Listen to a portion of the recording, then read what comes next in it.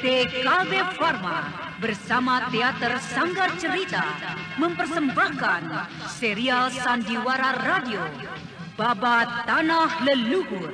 Babat Tanah Leluhur.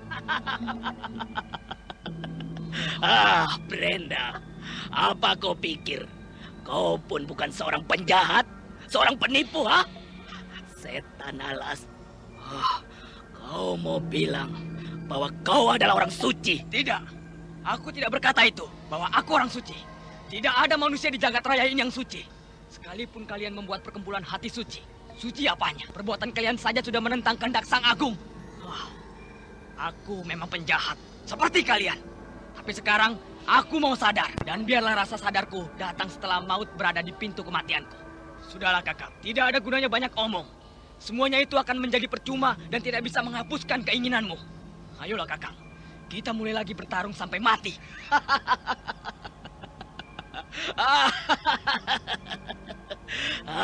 Brenda, suatu ketulusan yang luar biasa.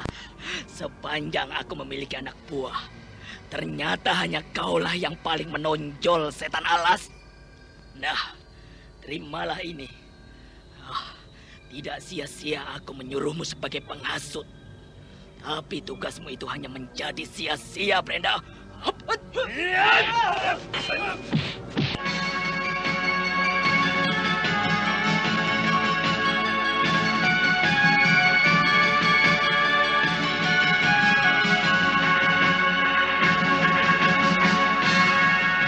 Sebuah kisah kolosal dari tanah leluhur ratusan tahun yang silam, yang diwarnai dengan kekerasan, ambisi, keserakahan, iri dan dengki, serta cita-cita dan cinta anak manusia.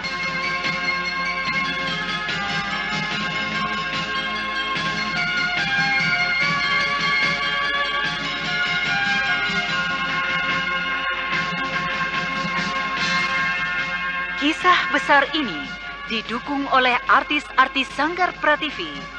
Babat Tanah Leluhur, kali ini dalam episode ke-20 dengan judul Angkara Murka. Ide cerita Cece Suhyar, pengarang cerita Tisar Sponsen, teknik dan montase Yadi Enos, musik oleh Hari Sabar dengan sutradara Thomas Age.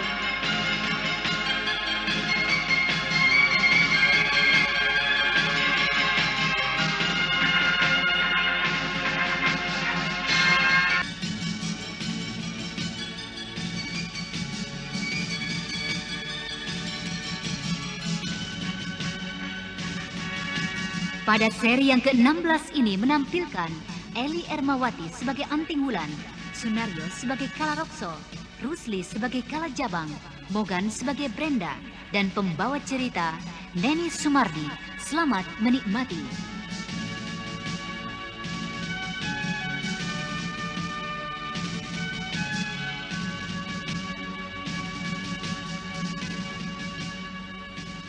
Pada kisah yang lalu diceritakan tentang perjalanan Anting Wulan dan Ningrum yang akan singgah sebentar di pondok orang tua Ningrum. Namun ketika keduanya berkuda menuju desa di mana Ningrum tinggal, tiba-tiba telinga Anting Wulan mendengar seseorang yang membuntuti dirinya. Orang itu membuntuti tidak dengan berkuda, melainkan melompat dari pohon satu ke pohon yang lain. Anda sekarang masih mendengarkan Sandiwara Radio di channel Memori 80.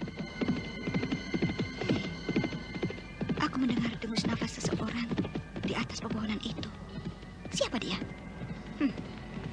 Apakah orang itu adalah kawan-kawan dari si jubah hitam yang terbunuh? Baiklah, aku akan diamkan dulu orang itu. Hiya, hiya, hiya, hiya, hiya, hiya.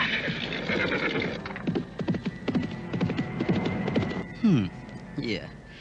Kelihatannya wanita yang bernama Anting Wulan itu telah mengetahui bahwa aku membuntutinya. Iya, benar-benar hebat wanita itu. Kalau begitu, terpaksa aku harus menyingkir dulu. Yang jelas, sekarang aku sudah tahu kemana tujuannya. Aku mendengar orang itu pergi. Apakah benar orang itu tidak membuntuti aku lagi? Sebaiknya aku percepat saja langkah kudaku ini. Nah, Tunggul, ayo percepat langkahmu. Hiya, hiya, hiya.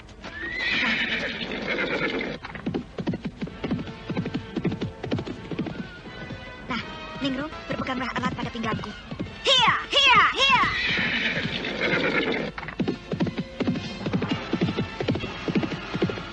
Aku harus cepat-cepat sampai ke Bukit Tengkorak hari ini juga, sebelum Anting Wulan yang sampai duluan. Sung Sang Geni kemudian menggunakan ajian lari cepatnya untuk sampai cepat ke Bukit Tengkorak.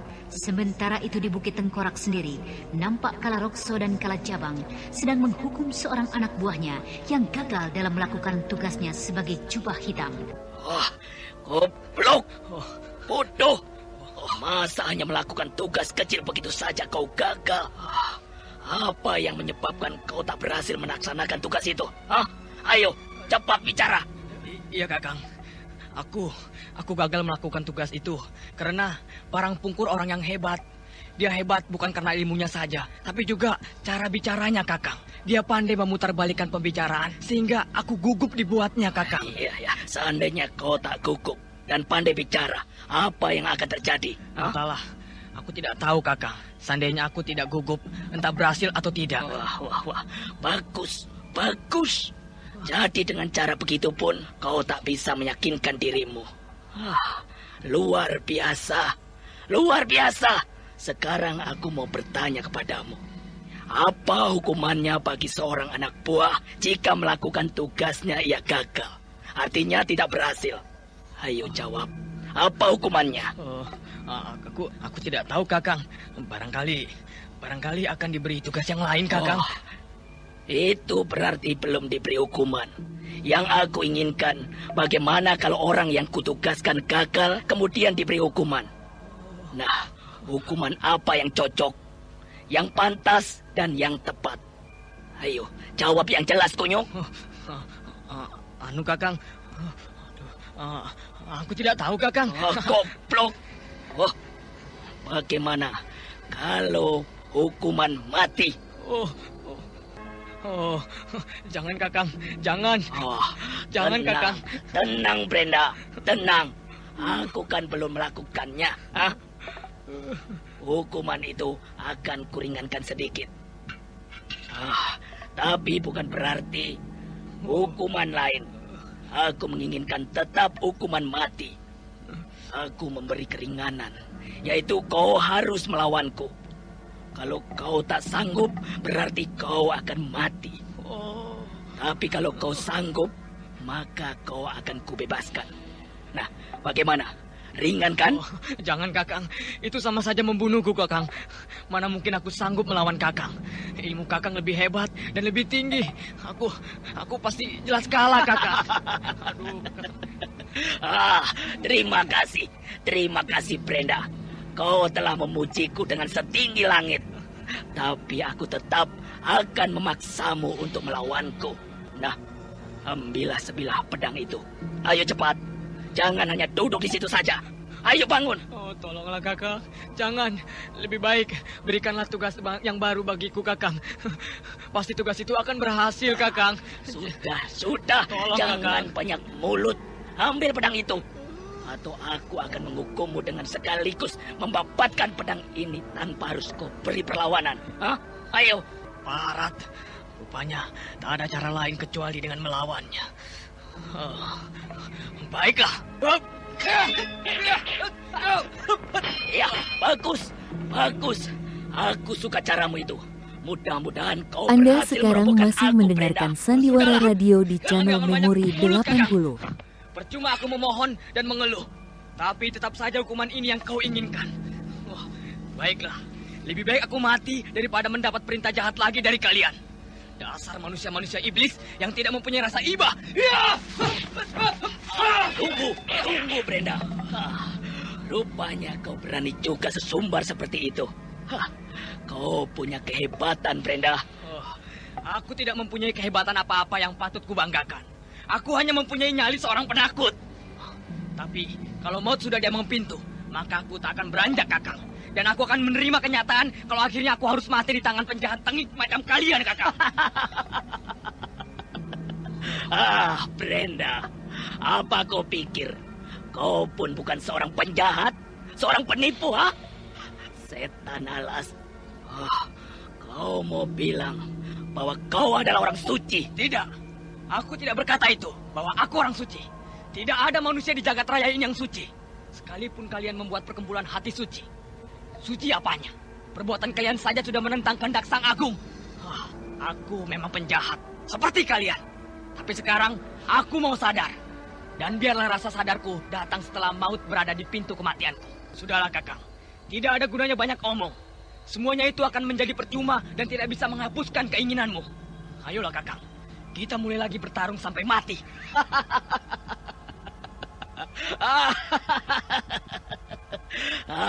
Brenda, suatu ketulusan yang luar biasa. Sepanjang aku memiliki anak buah, ternyata hanya kaulah yang paling menonjol, setan alas. Nah, terimalah ini. Tidak sia-sia aku menyuruhmu sebagai penghasut. Tapi tugasmu itu hanya menjadi sia-sia, Brenda. Kalarokso menghajar dengan garangnya. Namun begitu Brenda masih bisa berkelit dan menangkis tusukan-tusukan Kalarokso, pertarungan itu pun akhirnya tak berlangsung lama. Serangan-serangan Kalarokso yang gencar akhirnya dapat menyudahi pertarungan itu. Ketika Brenda akan merunduk untuk menghindari tendangan Kalarokso, rupanya itu hanya sebuah tipuan Kalarokso. Tiba-tiba saja seketika itu juga, pedang Kalarokso berkelebat menembus lambung Brenda.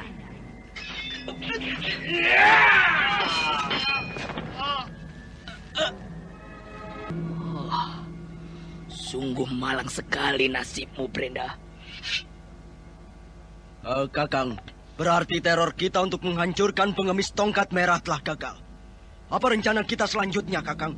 Dan bagaimana kalau Resi Amista mengetahuinya? Iya, mungkin Resi pun akan marah melihat kegagalan ini. Aku sendiri tidak tahu apa rencana kita selanjutnya, Di.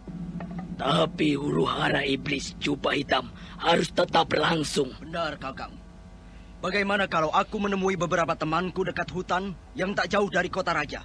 Mereka pun para penjahat, Kakang. Jelasnya para perampok yang juga selalu bikin ulah, walaupun tidak seganas jubah hitam. Iya. Lalu apa gunanya kau datang menemui temanmu itu, Di? Bukankah Kakang ingin menjatuhkan nama baik pengemis tongkat merah? Kalau Kakang mau, aku bisa meminta bantuannya. Kalau tugas yang dijalankan Brenda gagal, maka teman-temanku lah yang akan menyamar sebagai pengemis. Kemudian mereka membuat ulah agar para pengemis tongkat merah jadi dibenci dan dihina. Dengan begitu, nama pengemis tongkat merah akan rusak, bahkan kandas, Kakang. Bagaimana? Iya. Bagus, Di. Itu suatu usul yang bagus. Di. Kenapa teman-temanmu itu tidak mau bergabung sekaligus bersama kita? Tidak, Kakang. Mereka mempunyai perkumpulan sendiri dan ketua sendiri. Manusia-manusia seperti temanku itu wataknya sangat sulit dimengerti. Karena rata-rata tingkahnya seperti orang kurang waras, Kakang. Pantas saja. Siapa nama teman-temanmu itu, Di? Kalau yang lain aku tidak begitu jelas. Hanya ketuanya saja, kawan dekatku. Wong Sableng namanya. Wah, lalu kapan kau akan berangkat ke hutan itu, Di? Mungkin besok pagi, Kakang. Aku masih menunggu kabar dari Sungsang Geni. Dan aku pun akan mengajak dia untuk menemui Wong Sableng. Wah, iya. Baiklah, Di. Iya, akhirnya sampai juga di Bukit Tengkorak. Untunglah, aku lebih dulu sampai.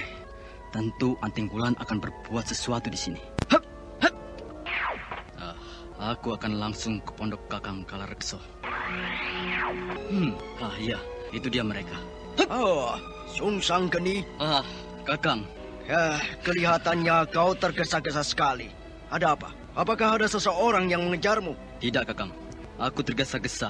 Ada sesuatu yang harus kusampaikan pada Kakang dan Resi Amista. Ada kabar apa? Kelihatannya sangat penting sekali. Oh, bukan sekedar penting, Kakang.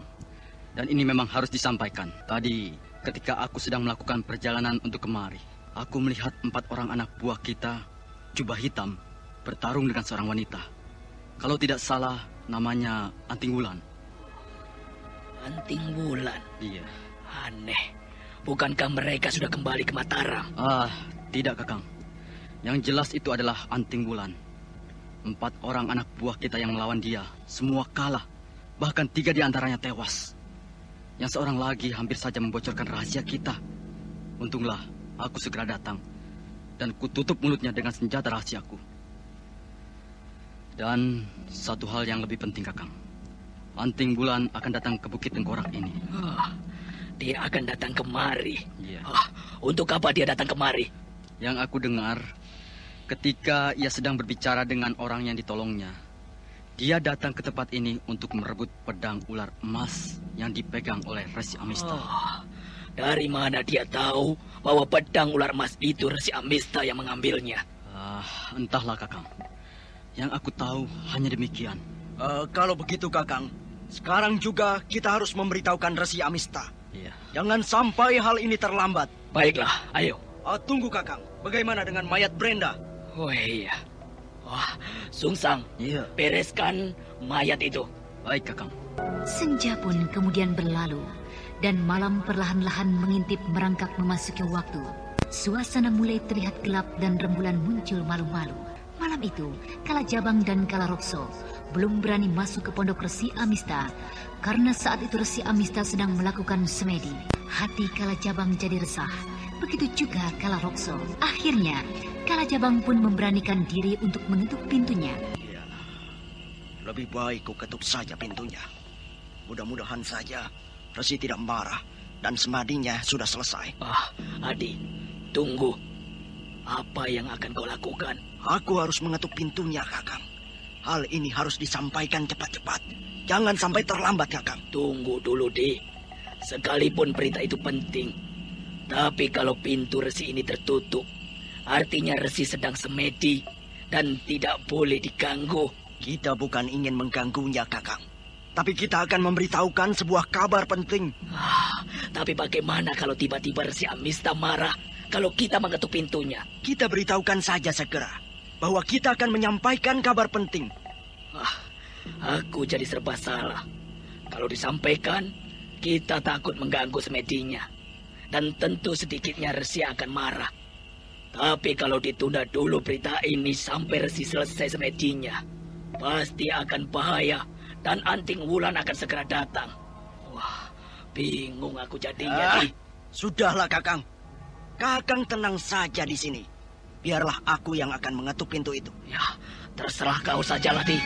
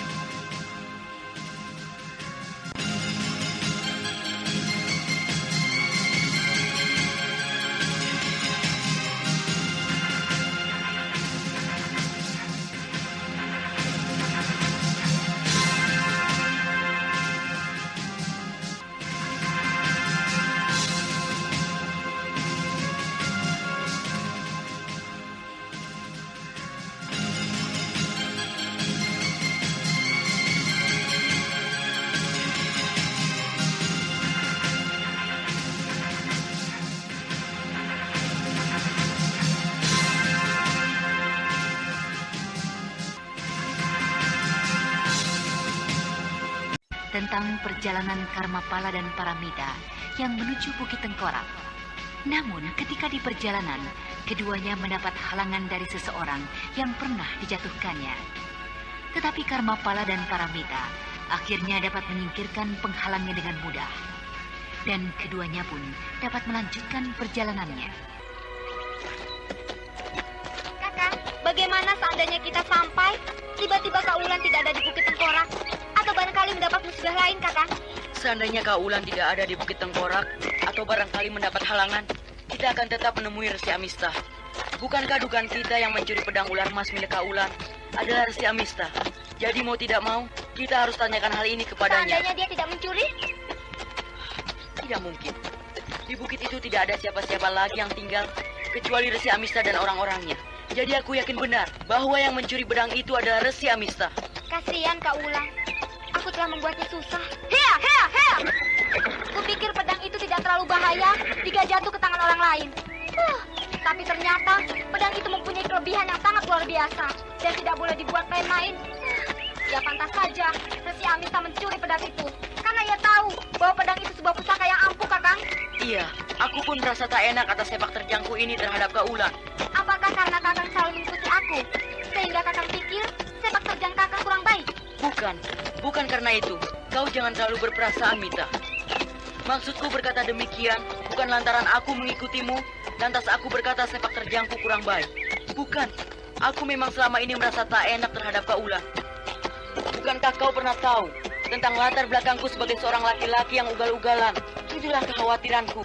Aku merasa cemas kalau Kak Wulan masih mempunyai perasaan buruk terhadapku. Oh, kupikir karena Kakang selalu mengikuti aku, kemudian Kakang mempunyai dugaan seperti itu. Mita, bagaimana mungkin? Aku mempunyai dugaan buruk terhadap seorang wanita yang membuatku tak berdaya. Sudahlah, aku tak ingin kita mempunyai kesalahpahaman. Hia! Kakang, rasanya sudah lama Kakang tidak bercerita tentang guru Kakang. Aku mau tahu bagaimana tentang guru Kakang itu, Kakang.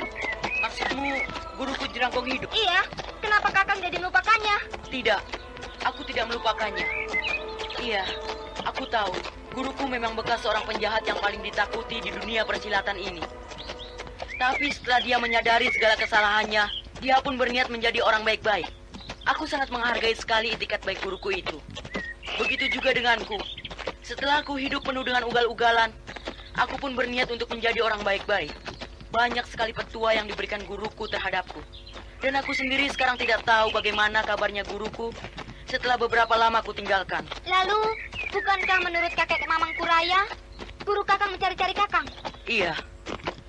Aku sendiri tidak mengerti kenapa guruku kembali turun gunung dan mencari-cari aku. Mungkin ada sesuatu yang harus dibicarakan kepada Kakang. Anda sekarang masih mendengarkan Sandiwara Radio di channel Memori 80. Bukan aku tidak setuju atas kehadirannya kembali ke dunia persilatan. Tapi semua itu justru akan mengundang perhatian orang-orang. Bukan saja perhatian yang menakutkan, tapi juga mungkin niat orang-orang yang ingin balas dendam terhadapnya akan tumbuh kembali. Ya, mudah-mudahan saja hal itu tidak terjadi, Kakang. Hea! Iya, tapi sampai sekarang pun beliau masih tetap mencari. Aku ingin sekali menemuinya, tapi di mana? Sudahlah, Mita. Untuk sementara, kita lupakan saja mengenai guruku. Hia! Iya, Kakang. Hea!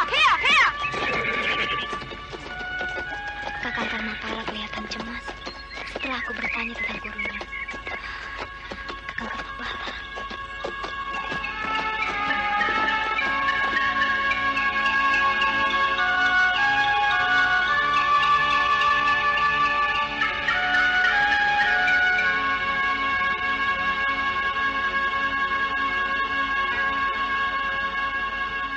Paramita kemudian tak berani lagi berbicara tentang gurunya Karmapala setelah melihat kemurungan di wajah Karmapala.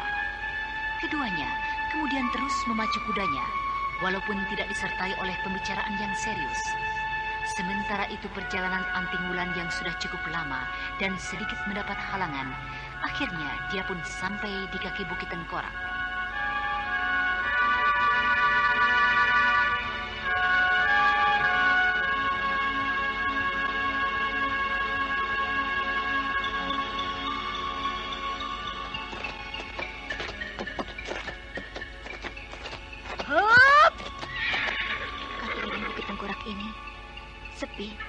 tapi mencurigakan. Aku harus berhati-hati. Firasatku mengatakan ada sesuatu yang akan terjadi terhadapku.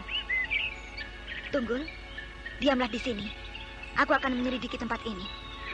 Apakah benar si Amista ada di Bukit Tengkorak ini? Hup. Hei, aku merasakan ada beberapa orang mengintaiku. Baik.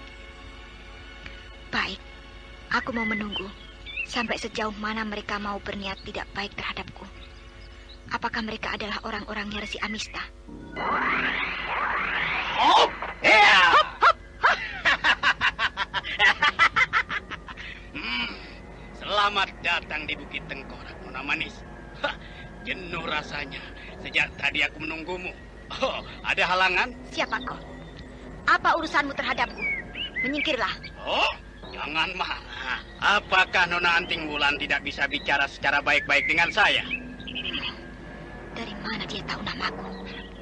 Rasanya aku belum pernah mengenalnya. Hei, siapa kamu sebenarnya?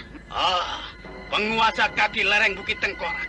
Aku tahu maksudmu. Datang ke lereng ini, Nona Manis. Kau tak perlu heran denganku. Kalau tiba-tiba saja aku tahu tentang maksud kedatanganmu itu. Bagus. Kalau kau sudah mengetahui maksud kedatanganku ini. Nah, sekarang panggillah ketuamu Resi Amista. Sabar.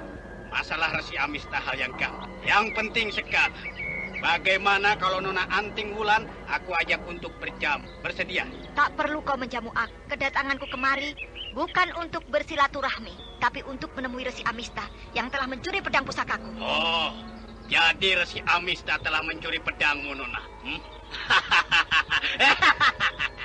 Oh, menurut sepengetahuanku, Resi Amista tidak pernah mencuri pedang. Aku tidak percaya kalau tiba-tiba saja Resi Amista yang hebat dan sakti mandraguna itu mencuri pedangmu. Atas dasar apa kau menuduh ketua kami? Aku menuduh Resi Amista tanpa dasar apa-apa dan tanpa saksi mata yang ada. Aku menuduhnya cuma lantaran dia seorang resi berwatak penjahat. Nah, jangan terlalu banyak bicara. Tunjukkan saja di mana Resi Amista berada.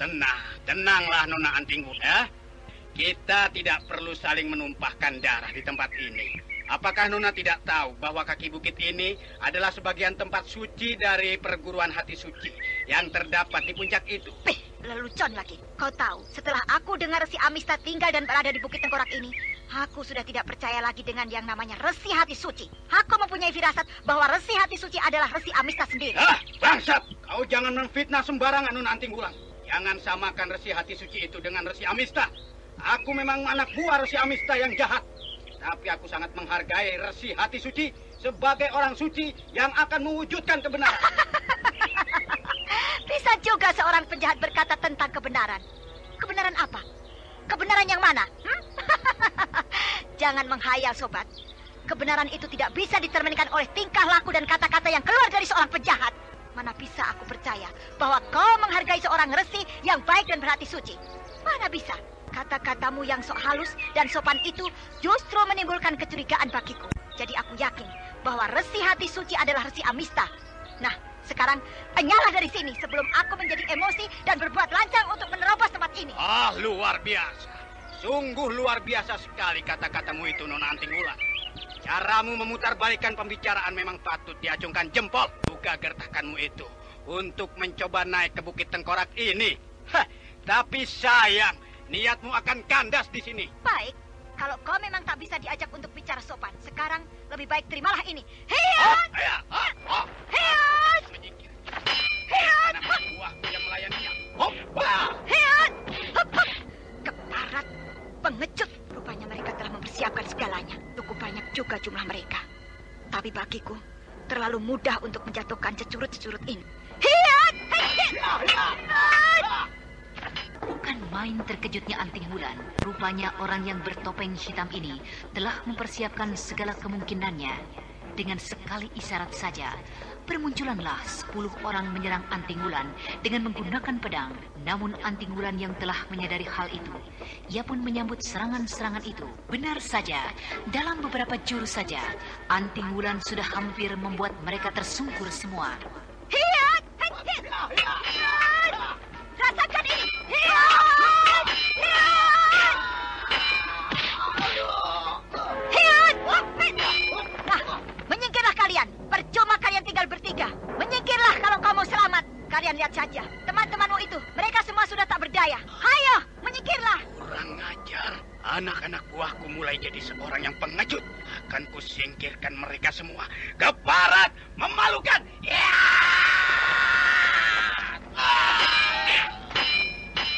Sungguh biadab sekali perbuatan Topeng Hitam. Apakah kau tak berpikir bahwa anak-anak buahmu banyak membantu perbuatanmu? Tak ada kata biadab bagi Topeng Hitam dan perkumpulan. Kalaupun mereka banyak membantu, tapi mereka toh dapat pamrih dariku. Harta, wanita, dan segala macam kebutuhan yang mereka perlukan.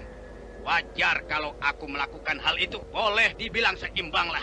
Mereka berhasil, maka dapat imbalan. Dan jika mereka tidak berhasil, mereka akan mendapatkan imbalan. Seperti tadi itulah imbalan bagi seorang yang pengecut. Benar-benar sangat kecil, tidak mempunyai rasa perkemanusiaan. Nona Anting Wulan tak perlu marah. Itu hakku. Yang memiliki mereka tuh aku, bukannya kau. Nah, aku peringatkan padamu. Kembalilah daripada hal seperti itu akan menimpamu. Baik, aku bisa kembali pulang. Asal pedang ular emasku sudah kembali ke tanganku. Keparat. Benar-benar keras kepala. Rasakan ini.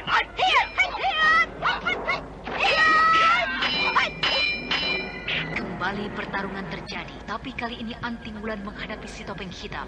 Topeng Hitam memang mempunyai kelebihan lain daripada anak-anak buahnya. Tapi walaupun begitu, dia tidak berarti apa-apa bagi Anting Wulan. Pukulan-pukulan dan tendangannya dapat dihempas begitu saja oleh Anting Wulan. Topeng Hitam pun jadi semakin penasaran. Keparat, perempuan ini mempermainkan aku. Pukulanku banyak yang luput dan tak mengenai sasaran. Aku harus menggunakan sepasang pedangku untuk...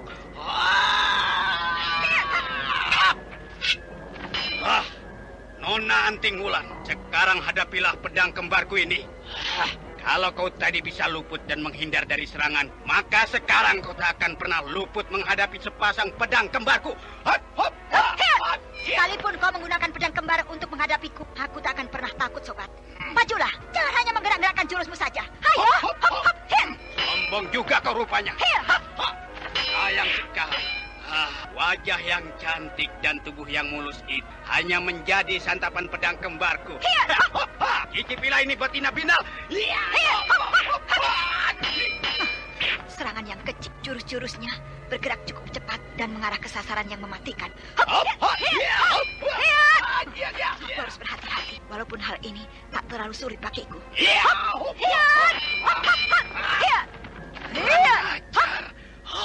Kedot sekali wanita ini. Semua jurus-jurusku luput, tak mengenai sasaran. Sialan, apa akalku? Dia tak mau membalas sama sekali. Aku seakan-akan mulai terkuras. Topeng Hitam jadi putus asa. Serangan-serangannya walaupun ganas, tak berarti apa-apa bagi Anting Wulan. Sampai akhirnya, tibalah Anting Wulan membalas serangannya. Dan ketika Topeng Hitam menghunuskan pedangnya, seketika itu juga Anting Wulan berbalik menghajarnya. Pedang itu jadi berbalik menancap di lambung Topeng Hitam.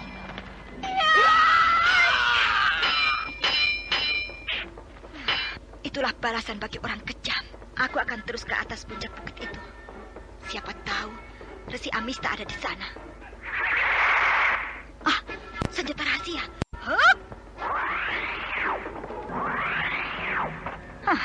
Keparat. Siapa lagi yang berani main curang terhadapku? Kisana, keluarlah kalau kau benar-benar ingin berhadapan denganku. Coba Hitam, kurang ajar. Ternyata manusia itu selalu berkeliaran di mana-mana. Mau apakah dia? Salah satu dari anak buahnya Resi Amista. Heran melihatku. Jubah Hitam memang selalu berada di mana-mana, Nona. Kalau aku berada di sini, itu artinya sebagian dari kekuatan kelompok Jubah Hitam. Kekuatan untuk menakut-nakuti orang-orang lemah. Sayang sekali. Aku bukan termasuk orang lemah yang kau kira, Iblis. Aku merasa tidak heran dengan kehadiranmu di sini.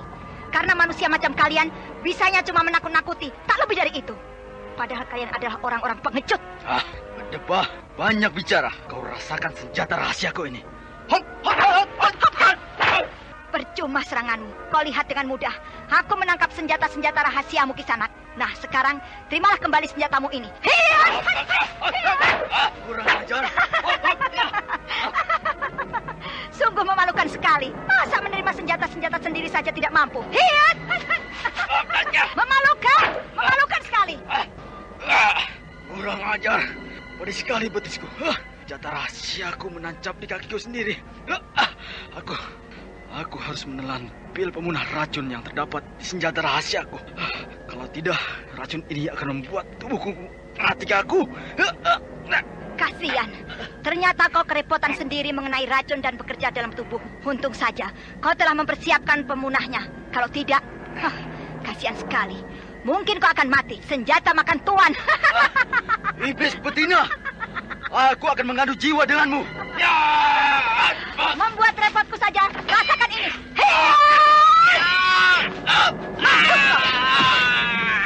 Membuat susah saja. Rasakan sendiri olehmu. Aku akan langsung saja ke sana. Hup. Tunggu. Seperti suara Resi Amista. Selamat datang di tempatku yang kotor dan jelek ini, Anting Bulan.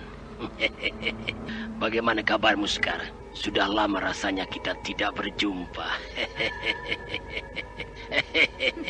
Jangan berpura-pura bodoh, Resi Amista. Anak-anak buahmu sudah tahu dengan kedatanganku. Apalagi kamu. Tenanglah, tenang. Apa persoalannya hingga kau datang ke tempatku? Bagaimana kalau kita bicara dengan kepala dingin? Maksudku, kita bicara sambil duduk-duduk. Kebetulan aku mempunyai pondok yang tak jauh dari sini. Lumayanlah sekedar buat berbincang-bincang. Aku tidak butuh obrolanmu. Yang aku inginkan hanyalah pedangku. Nah, kembalilah Resi. Kembalikanlah pedangku. Pedang itu tidak cocok berada di tangan seorang pendekar jahat macam kau. Nanti dulu. Jadi persoalannya kau datang kemari mau mencari pedang ular emas begitu? Masih saja mau pura-pura. Nanti dulu. Jangan terburu-buru emosi.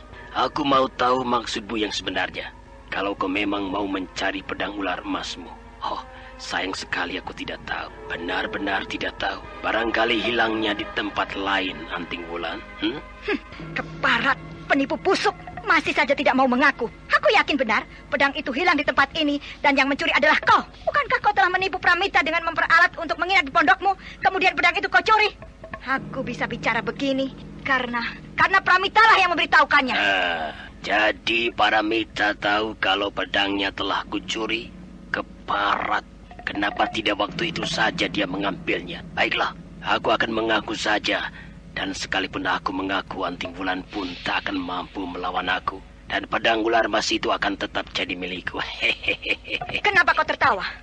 Jawablah yang jujur. Jangan sampai aku memporak-porandakan tempat ini. Oh, galak sekali. Baiklah, aku akan mengaku. Ya, pedang itu aku yang mencurinya. Bangsat, kenapa tidak dari tadi saja kau mengaku? Pakai berpura-pura tidak mencuri. Dasar licik. Nah, serahkan sekarang pedang itu. Aku tidak butuh waktu lama untuk meladenimu, Resi. Baik. Kala Cabang, ambilkan pedang itu di kamarku. Cepat. Kala Cabang kemudian bergegas mengambil pedang ular emas di tempat Resi Amista. Dan tidak beberapa lama kemudian, Kala Cabang pun sudah kembali sambil memberikan pedang itu pada Resi Amista. Sementara itu tak jauh dari tempat terjadinya pembicaraan itu, Paramita dan Karmapala pun ada di situ mengintai dari sebuah pohon besar. Parat, rupanya benar si Amista yang mencuri pedang itu. Untuk apa ia melakukan hal itu terhadap aku? Dasar penjahat, segala sepak terjangnya tidak bisa dipercaya. Kakang, aku harus turun untuk merebut pedang itu. Jangan, nanti dulu. Kita lihat apa yang akan terjadi. Tidak mudah untuk merebut pedang dari tangan seorang resi yang licik dan kejam macam Resi Amista itu. Aku merasa ditipu, Kakang. Resi Amista tidak menghargai etikat baik kita. Aku tahu, tapi apakah kau tidak bisa sabar sedikit untuk mengetahui apa yang akan dilakukan Resi Amista? Baiklah, Kakang. Tapi aku tidak mau kalau sampai hal ini mencelakai Kakak Wulan. Resi Amista adalah orang yang hebat. Kepandaiannya sangat luar biasa. Sekalipun Kak Wulan dapat menandinginya, tapi belum tentu ia dapat menjatuhkannya. Iya, kita akan turun membela Kak Wulan kalau keadaan Kak Wulan kelihatan terjepit. Memalukan. Memalukan sekali tingkah lakumu, Resi. Seorang pendekar yang hebat dan mendapat kehormatan dengan sebutan Resi, tapi tingkahnya sangat memalukan dan kotor. Untuk apa kau mencuri pedangku? Bukankah kau sudah mumpuni dengan masalah ilmu? Bicaralah sepuas hatimu dengan segala cercaanmu, Anting Wulan. Aku mencuri pedangmu jelas mempunyai tujuan lain untuk dunia persilatan. Dan juga kekuasaan yang aku butuhkan di tanah Pasundan dan Jawa. Manusia serakah. Kau sudah bau tanah, tak pantas lagi memiliki kedudukan yang tinggi. Sadarlah Resi Asing, kau berada di Pasundan ini tak lebih sebagai seorang tamu. Nah, untuk apa kau mau menguasai seluruh wanua-wanua yang bukan menjadi milik negerimu?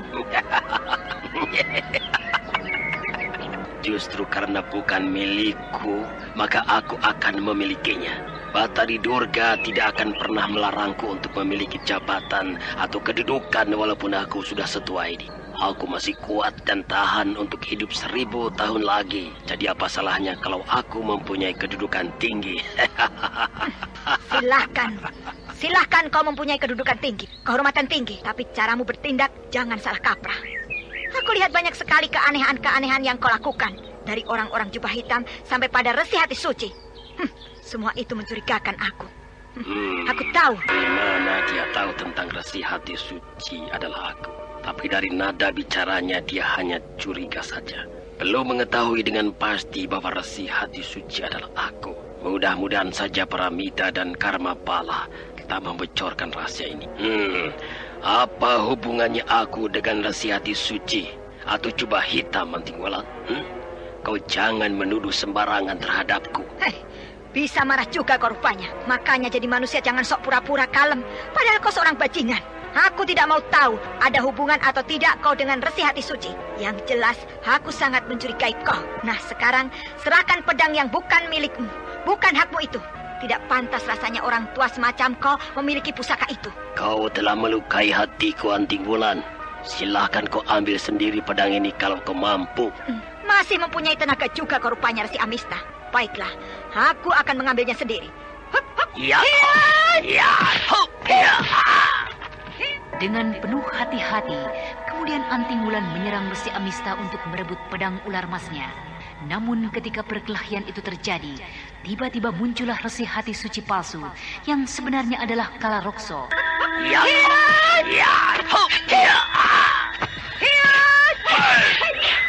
Hentikan. Resi Hati Suci. Bagus, sungguh tepat waktunya Kalarokso muncul.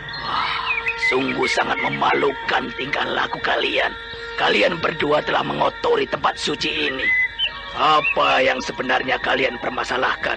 Bukankah kalian adalah pendekar-pendekar aliran lurus? Kenapa kalian harus bertikai? Maaf Resi Hati Suci, kalau kehadiran saya di tempat ini mengganggu ketentraman Resi. Saya kemari sebenarnya hanya ingin mengambil pedang saya yang dicuri oleh Resi Amista. Jadi pedangmu telah dicuri Resi Amista. Resi Amista, benarkah kau telah mencuri pedang pendekar Antingwulan? Tidak, Resi. Untuk apa saya mengambil barang yang bukan menjadi hak saya? Kalau benar saya mencuri pedangnya, tentunya harus dibarengi dengan seorang saksi. Keparat, licik juga Resi Amista. Tadi dia mengaku bahwa dia benar, tapi sekarang dia menyangkalnya. Padahal pedang itu jelas di tangannya. Jadi Nona pendekar Antingwulan tidak mempunyai seorang saksi? Ada. Kakak Antingwulan mempunyai seorang saksi. Kunyuk. Kunyuk bisa runyam ini rencana. Apa yang harus aku lakukan? Terpaksa aku harus mengakui. Aku harus mengakui perbuatanku dengan menyerahkan pedang ini. Keparat. Ya, terpaksa daripada rahasiaku terbongkar. Akulah saksi dari pencurian itu. Pramita. Kalau begitu, uruslah persoalan pribadi kalian. Untukku hal ini bukanlah menjadi pekerjaanku. Permisi. Tunggu. Biarkan Paramita. Resi Amista. Tidak kusangka ternyata kau telah mencuri pedangku secara licik. Nah, sekarang serahkan pedang itu atau aku akan membuka semua janji-janjiku. Jangan. Aku mohon jangan, Paramita. Baiklah, aku memang bersalah telah mencuri pedang. Ini, ambillah. Terima kasih. Berarti kau telah selamat dari keteledoranmu. Kaulan, terimalah pedangmu ini. Terima kasih, Pramita. Kau telah membayar kesalahanmu. Resi Amista, kalau kau masih ingin kuhargai dan ingin agar aku berada dalam janjiku, aku harap jangan sekali-sekali lagi kau menguntik-untik pedang ular emas itu. Iya. Kalau begitu aku permisi. Aneh sekali. Ada hubungan apa sebenarnya di antara mereka bertiga? Aku melihat kejanggalan di antara mereka. Kaulan, apa yang tengah Kaulan pikirkan? Tidak, aku hanya melihat kejanggalan hubungan di antara kalian bertiga. Kalau boleh aku tahu, kenapa Resi Amista sepertinya takut sekali terhadap kalian? Tidak ada hubungan apa-apa, Kak. Kami berdua hanya mempunyai sedikit persoalan dengan Resi Amista yang menyebabkan dia tak bisa berbuat apa-apa terhadap kami. Aku rasa wajar kalau tiba-tiba Resi Amista takut terhadap kami. Ya sudah. Kalau begitu, yang penting pedang ini telah kembali. Dan kau telah membayar kesalahanmu. Anda dengan sekarang kembalinya masih pedang ini. mendengarkan Sandiwara Radio di Ada channel perasaan Memori apa tiba-tiba saja 80. kalian menyusul ke Bukit Tengkorak ini? Kak, kami berdua hanya mempunyai perasaan bersalah saja. Rasanya malu sekali kalau sampai kami berdua tak dapat mengembalikan pedang ular emas Kakak. Ya sudah, kalau begitu, sekarang kita kembali. Ayo. Baik, Kak. Ayo, Kakang. Iya, Mita.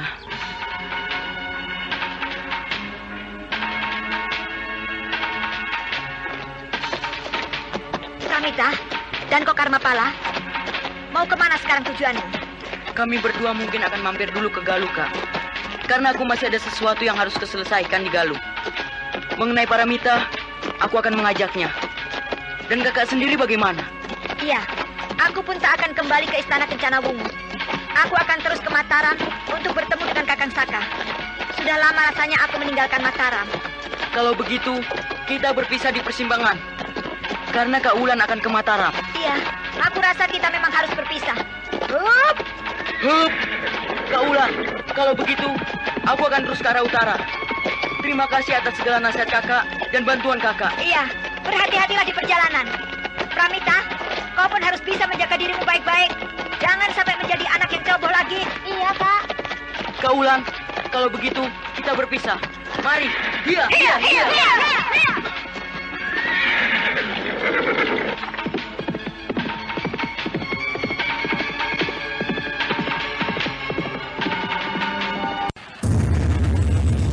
Putri Cadar Biru. Putri Cadar Biru. Nah, sekarang katakan, di mana pemuda Mataram itu? Atau Nyai Tapak Angin, benarkah kau datang hanya untuk pemuda Mataram itu? kau pintar, bocah. Serahkan juga kitab pusaka yang kau curi dari kaki Bukit Kacida. Kitab pusaka? Sebuah tragedi menegangkan dari rimba persilatan yang dikobarkan oleh seorang dara jelita akibat cinta yang kandas sebelum terbalas. Aku tahu.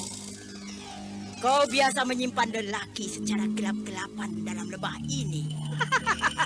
Kau harus bertanggung jawab terhadap mulutmu. Awas kipas.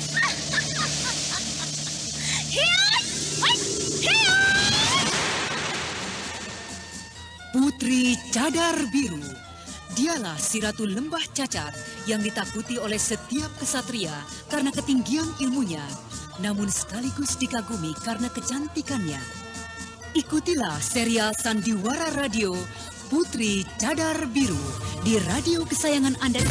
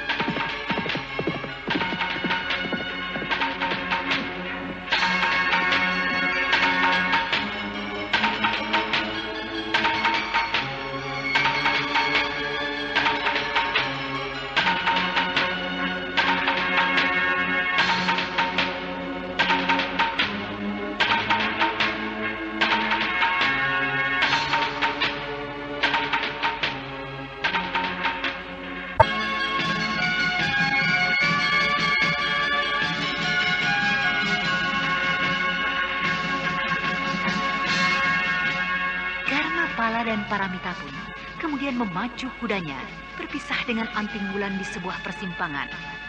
Anting Wulan yang semula masih berdiri menatap kepergian Paramita dan Karmapala. Kemudian ia pun menghentakkan kudanya untuk kembali ke Mataram. Nah, saudara pendengar, bagaimanakah perjalanan Anting Wulan ke Mataram?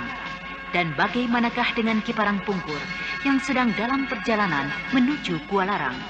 Untuk mengetahui jawabannya, ikutilah lanjutan kisah Babat Tanah Leluhur dalam episode ke-20 dengan judul Angkara Murga yang dipersembahkan oleh PT Kalbe Farma bersama Teater Sanggar Cerita di radio kesayangan Anda. Sampai jumpa.